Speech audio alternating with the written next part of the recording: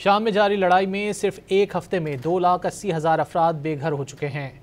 Don अखबार में शाया खबर रसां एजेंसी की रिपोर्ट के मुताबिक अक़वाम मुत्तहिदा के वर्ल्ड फूड प्रोग्राम WFP में एमरजेंसी कोऑर्डिनेशन के सरबरा सुमैर अब्दुल जाबिर ने जनीवा में सहाफ़ियों को बताया कि शाम में 27 नवंबर से जारी लड़ाई में अब तक 2,80,000 अफराद बेघर हो चुके हैं।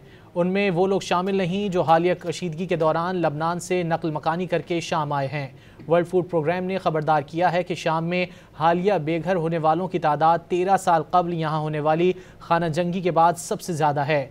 सुमैर अब्दुल जाबिर ने कहा कि बेघर होने वाले अफराद को कई दिन या आइंदा कई माह तक इसी हालत में रहना पड़ सकता है, इसलिए हमें हंगामी बुनियादों पर मज़ीद फ़ंड्स दरकार हैं। अगर मौजूदा सूरत हाल जारी रही तवक्को है 15 लाख लोग बेघर हो जाएंगे और उन्हें हमारी मदद की ज़रूरत होगी। अब्दुल जाबिर ने बताया कि वर्ल्ड फूड प्रोग्राम और इंसानी हुकूक की दीगर तंजीमें उन मकामात तक पहुँचने की कोशिश कर रही हैं जहाँ लोगों को इमदाद की ज़रूरत है।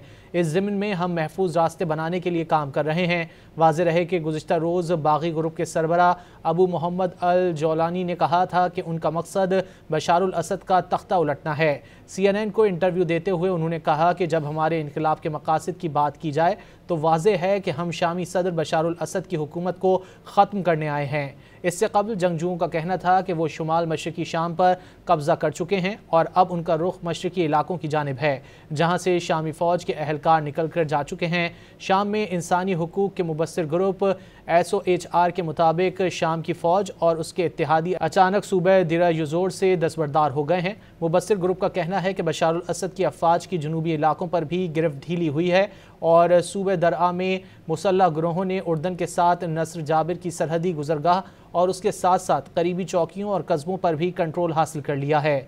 सूबे के दीगर इलाकों में उन्होंने एक पुलिस स्टेशन और एक एयरफोर्स इंटेलिजेंस बेस पर भी कब्जा कर लिया है। दरआ के शुमाल में वाक़े नावा में भी जंगजुओं ने मिलिट्री इंटेलिजेंस डिपार्टमेंट को निशाना बनाते हुए एक बड़ा हमला किया और कई मकामात पर कब्जा कर लिया। मज़ीद न्यूज़ अपडेट्स और डिजिटल स्टोरीज के लिए सब्सक्राइब करें डॉन न्यूज़ पाकिस्तान।